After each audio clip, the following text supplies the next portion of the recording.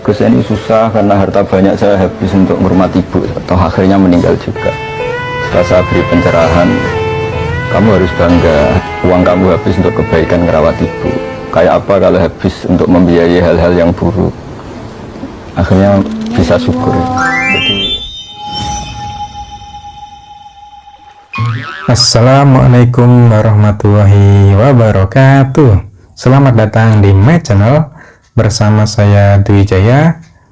Apa kabar kalian semua? Saya doakan semoga selalu diberi kesehatan, diberi rezeki yang lancar, barokah, dimudahkan segala urusannya, dan selalu dalam lindungan Allah Subhanahu wa Ta'ala.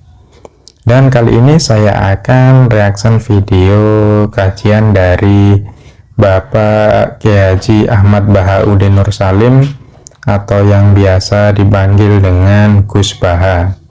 Dan di sini kita akan ngaji bareng guys ya. Kita mendengarkan kajian bersama, mencari ilmu bersama supaya bertambah ilmu kita, bertambah wawasan kita, dan juga bertambah keimanan kita. Yuk langsung saja kita dengarkan kajian berikut ini.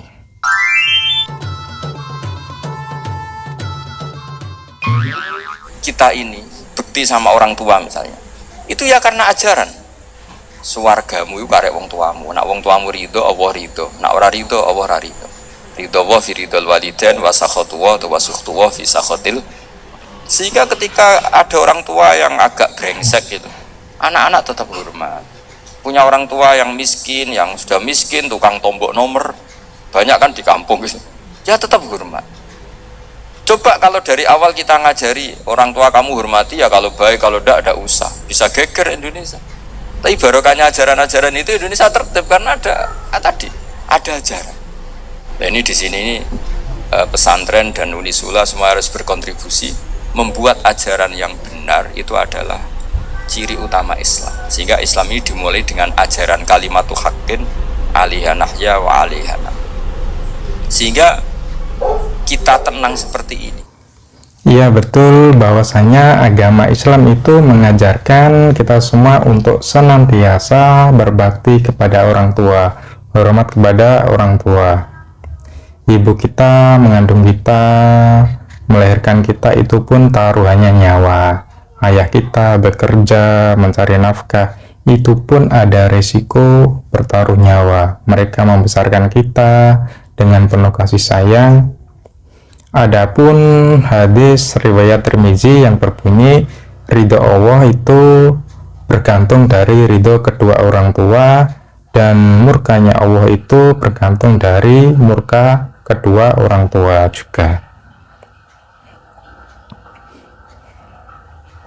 Ya, meskipun kedua orang tua kita itu kelakuannya buruk, sebejat apapun orang tua kita harus tetap hormat, berbakti kepada kedua orang tua kita.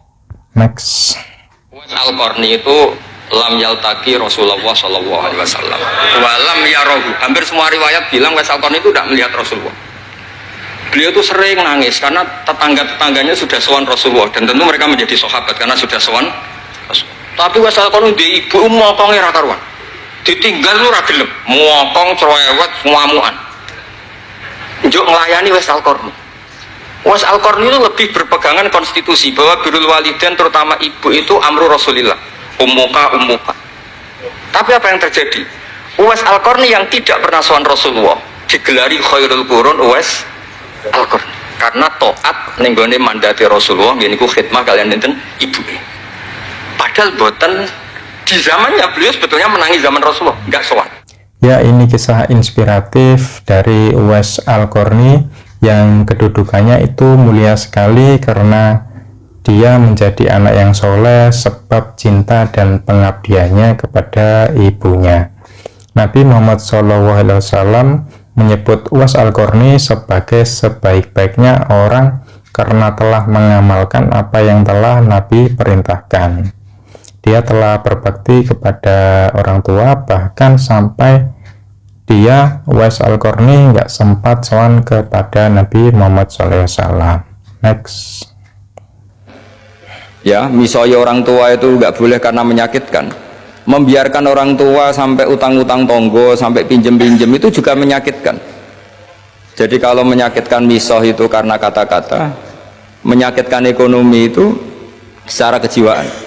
Sehingga terus ulama mengatakan semua bentuk yang menerantakan orang tua maka hukumnya haram. Itu semuanya mafhum, difahami dari kata fala taqul lahuma uffin.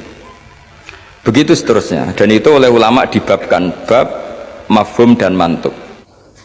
Ya, ini kita semua pasti pernah kadang jengkel kepada kedua orang tua kita, tapi janganlah kita berkata kasar, membentak mereka, menyakiti hati kedua orang tua kita. Dan ini ketika orang tua kita sakit, ya kita beri uang buat berobat, kita antarkan. Ketika orang tua kita kehabisan uang buat belanja, beli makanan, ya kita kasih uang buat bantu mereka untuk kebutuhan sehari-hari. Ya perlu kita ingat ketika kita dulu waktu masih kecil, mereka itu rela untuk menahan lapar supaya kita itu anaknya bisa makan, bisa beli jajan, dan lain-lain. Next. Ini ada orang ibunya meninggal, terus cerita ke saya, Gus ini susah karena harta banyak saya habis untuk menghormati ibu, atau akhirnya meninggal juga. Setelah saya beri pencerahan, kamu harus bangga, uang kamu habis untuk kebaikan merawat ibu. Kayak apa kalau habis untuk membiayai hal-hal yang buruk? Akhirnya bisa syukur. Jadi ilmu lagi.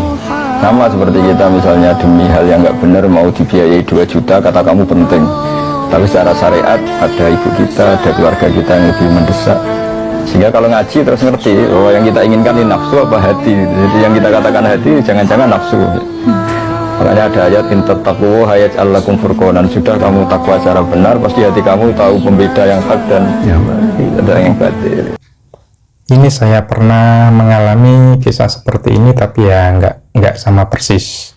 Ceritanya bapak saya itu waktu itu sakit dan pastinya nggak bisa kerja.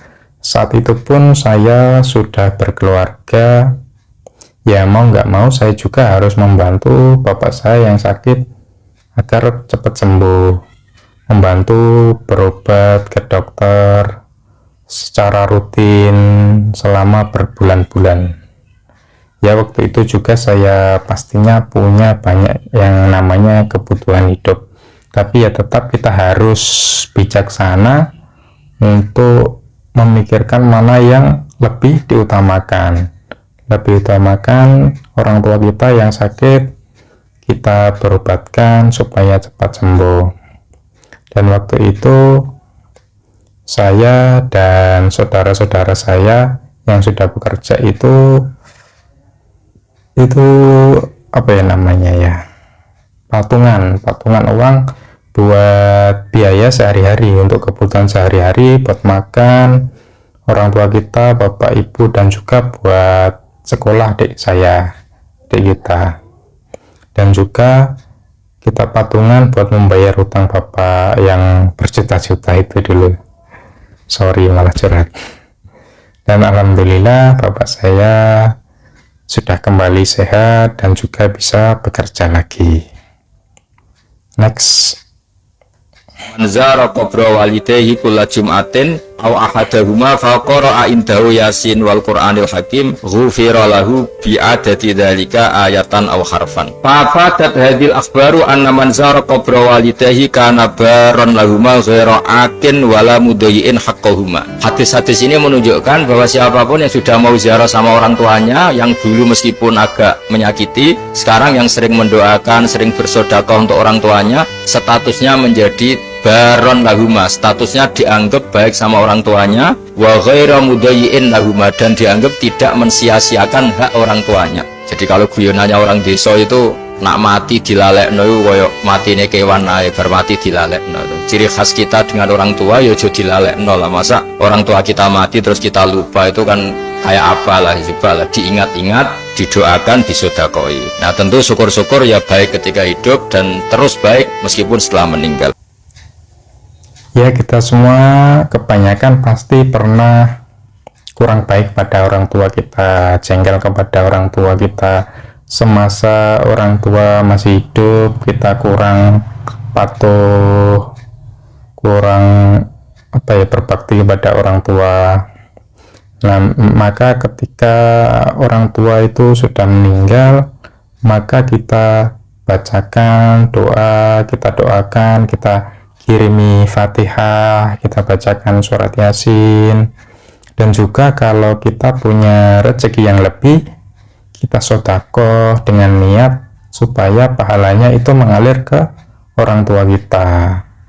Itu salah satu amal baik dari kita buat orang tua kita, supaya mereka itu bisa masuk ke surganya Allah SWT. Dan bentuk bakti kita kepada orang tua kita, ya syukur-syukur kita berbakti di waktu mereka orang tua kita masih hidup dan juga sudah meninggal. Dan terima kasih telah mendengarkan kajian dari Bapak Haji Ahmad Bahauddin Nur Salim Gus Baha tentang berbakti kepada orang tua, karena ridho Allah itu tergantung dari ridho orang tua, dan murkanya Allah itu tergantung dari murkanya kedua orang tua juga. Ya, sebejat apapun orang tua kita, seburuk apapun orang tua kita, kita harus tetap berbakti kepada mereka. Kita doakan yang terbaik kepada orang tua kita. Kalau meninggal ya tetap kita doakan, kita sedekah untuk mereka. Kalau masih hidup ya jangan sia-siakan orang tua kita